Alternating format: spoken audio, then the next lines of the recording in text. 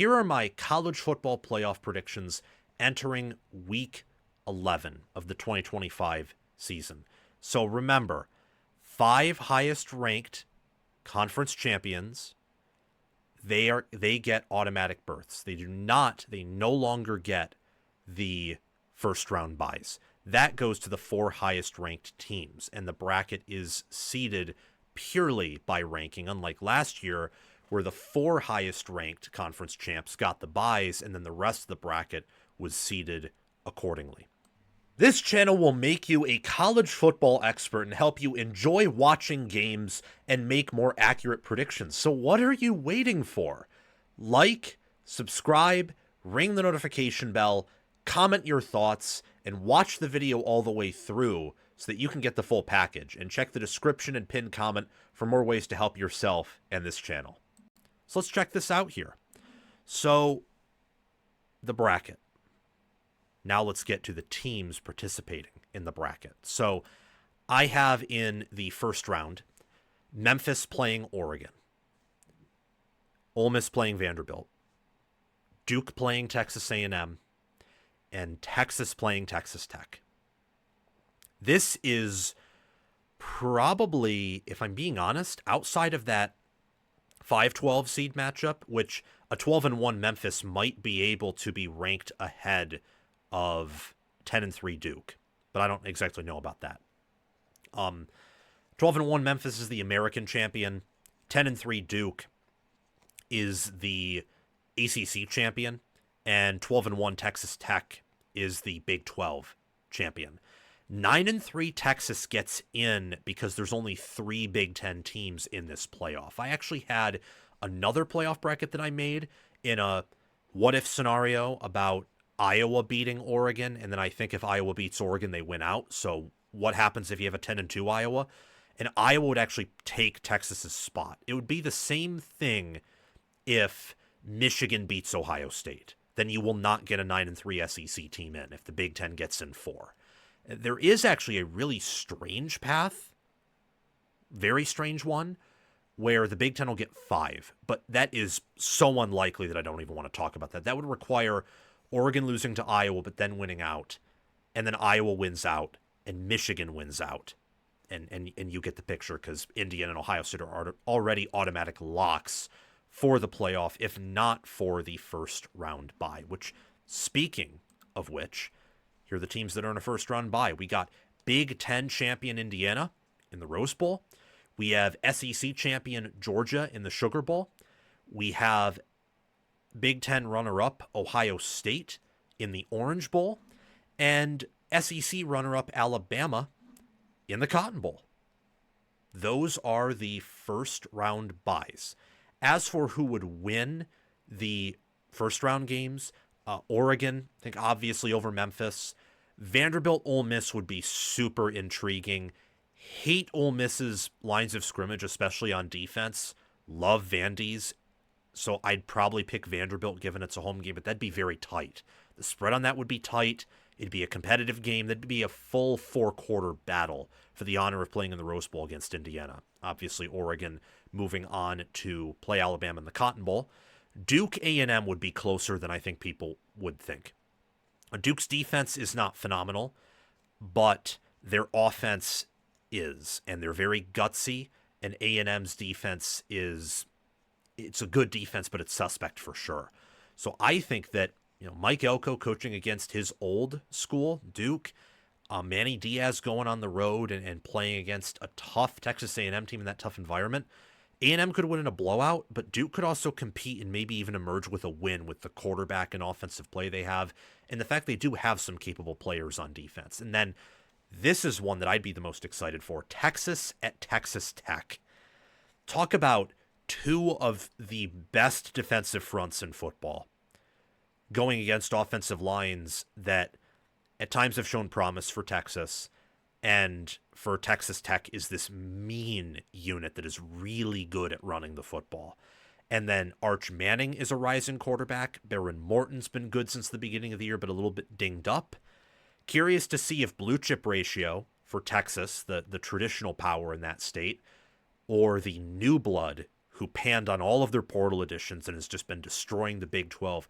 Who wins there? That'd be an interesting case study in whether or not efficiency metrics are in some ways totally tainted by differences in strength of schedule or not. It'd be interesting. But moving on, because I've already told you who I think is going to win outside of Ole Miss Vandy, and I would go with Vanderbilt there. Or would I? I actually forget who I picked in this bracket. If I'm being honest, I forget. I think I picked. Yes, I did pick Vandy. Had to look over on my sheet here. I was writing all of this down to organize it, but I did pick Vanderbilt. So let's start off with the 1 seed. Indiana playing Vanderbilt in the Rose Bowl. I think Indiana would win pretty decisively there, but Vanderbilt could make things interesting with their style of play. I think no matter what, Indiana would win. For Georgia, Texas Tech, this would be tough for Georgia because lines of scrimmage is how they dominate and how they beat you, and Tech is the cream of the crop there. Not that they're number one, but they're in that category, especially D-line wise, and their defense overall is good enough to probably cause issues for Georgia's offense. On top of, Coy Eakin, Baron Morton, they could make life hell for that Georgia secondary that has just struggled all season long. If they can beat Texas, they can beat Georgia. Ohio State playing Texas A&M, that would be fascinating for sure. Talk about A&M, physical, run the football team. Talk about Ohio State, physical team that has had some issues running the ball but can do everything else at an elite level. I would strongly lean Ohio State here. I'd strongly lean the Buckeyes, but maybe I'm underestimating A&M. And as for the Cotton Bowl, probably the most competitive of these matchups, Alabama playing Oregon. This is tough, so I'm just going to go with the history between Kalen DeBoer and Dan Lanning and pick Alabama. Looking at the semifinals here, this was tough, but Indiana and Alabama in the Fiesta Bowl, and then Ohio State, Georgia in the Peach Bowl.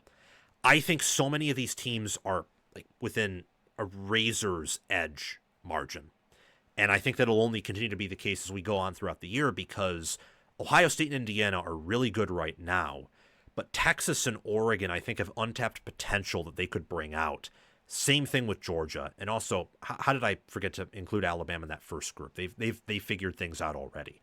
A&M could figure things out as the year goes on. So what came down to me making these picks here has a lot to do with who gets to rest first. So Indiana against Vanderbilt. I think Indiana would be possibly playing their backups in the fourth quarter. Alabama would be in a 4-quarter war with Oregon. Georgia, I think, would be in a 4-quarter war with Texas Tech from the physicality standpoint if Tech doesn't sustain any more injuries.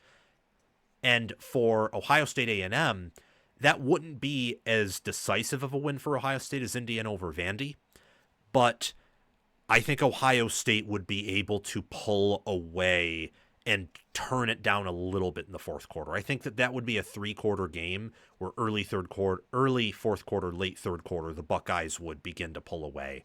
I just trust their offense and defense. I trust A&M's offense, but not their defense nearly as much as Ohio State's.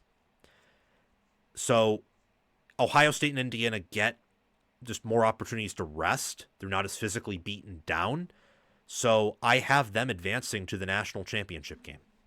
I picked Indiana to beat Ohio State in the Big Ten championship game because I think that Indiana is this team that is going to be very hard to beat this year when it's your first time playing them because they're so well coached and dedicated. And also, they're pretty deep. They're not as deep as Ohio State, but because of the schedule they faced and how they've taken care of their players who've been hurt and how they haven't sustained a lot of injuries yet, I think that they are in a wonderful position right now.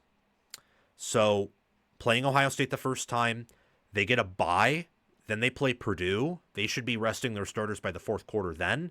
I imagine Ohio State-Michigan will be a 4-quarter war and a very emotional game for Ohio State, whether they win or lose. So probably an emotional letdown spot after that Michigan game, and Indiana's going to be more rested.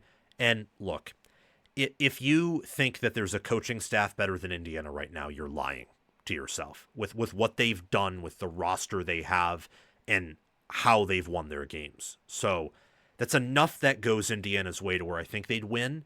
But Ohio State is also well coached. They also have an elite staff, and they're more talented and they're deeper, at least from what I can tell now. Maybe we play the rest of the year and Indiana is just defies the rules of football as we previously knew them, and no one can stop them. And the only team that could was Iowa or Oregon earlier in the year. But I'm not there yet. So I think in a rematch, it would be Ohio State's.